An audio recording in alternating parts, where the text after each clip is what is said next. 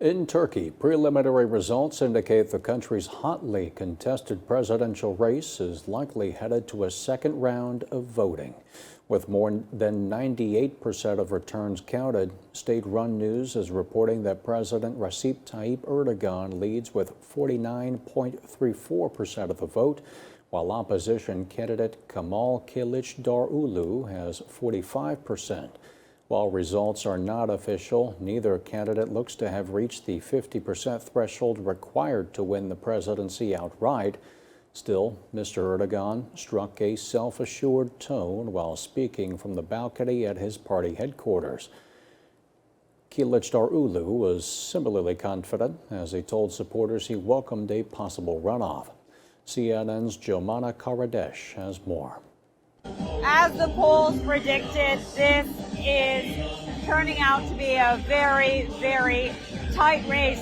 Ballot counting is continuing into the early hours of Monday, and so far it doesn't seem that either of the candidates has been able to achieve that 50+1% threshold that is needed to win the presidency. This is President Erdogan's toughest election he has faced in his 20 years of being leading the country.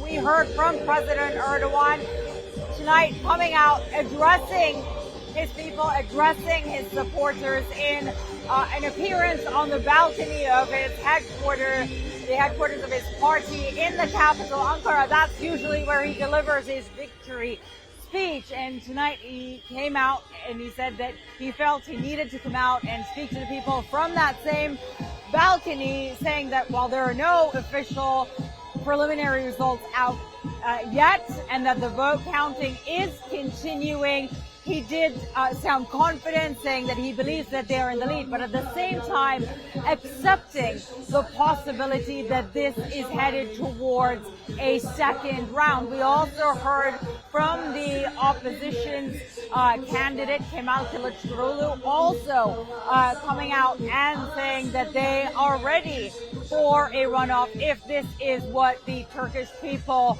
have decided.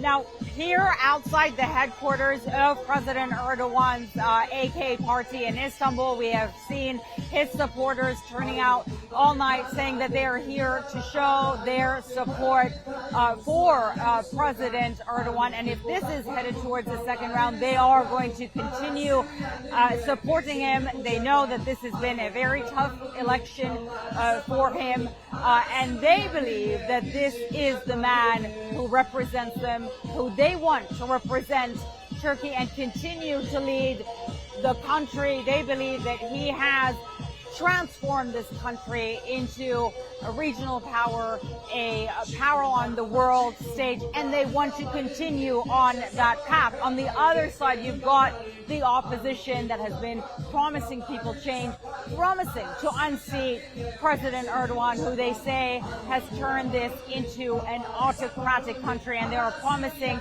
to reverse his policies and take this country back to a parliamentary and a real democratic system. And as we are seeing these results coming out, you can see it reflects the divisions in this country, and you can see what a polarized country this is. The one thing everyone agrees on is this is the most consequential election in the modern history of this country. And this is not just about the next 5 years. They would tell you this is about the future direction of this country.